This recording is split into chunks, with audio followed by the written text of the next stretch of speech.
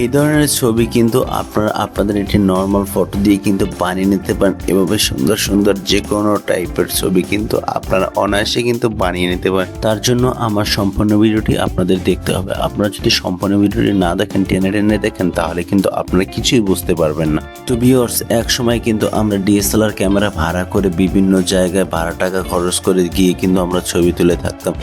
সেই টাকাটা কিন্তু এখন আর আমাদের লাগতে আসে না। তো এক সময় দেখা যাচ্ছে কি আমরা বিভিন্ন পিকচার আর লাইটরুম দিয়ে আমাদের ছবিগুলো এডিট করে থাকতাম।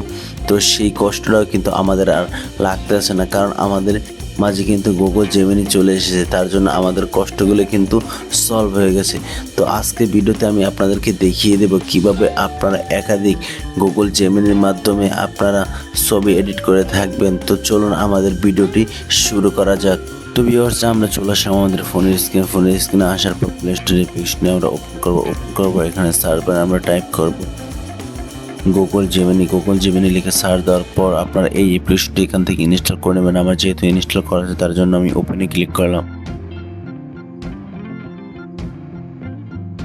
তো ভিউয়ার্স, ওপেন করার পর আপনাদের সামনে সেম এমন একটি ইন্টারফেস কিন্তু দেখাবে না। এখানে আপনাদের জিমেল অ্যাকাউন্ট দিয়ে কিন্তু লগ ইন করে নিতে হবে।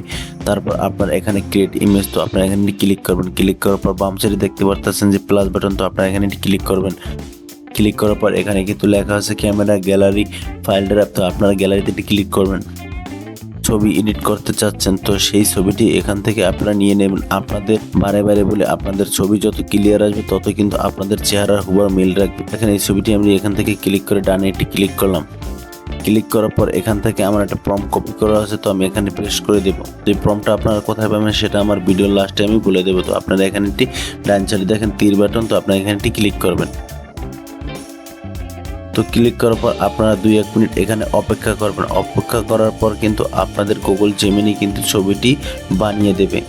তো ভিউয়ার্স, আপনারা দেখতেই পারলেন যে আমার চেহারার হুবহু মিল রেখে দেখেন ছবিটি কিন্তু তৈরি করে দিল গুগল জেমিনি।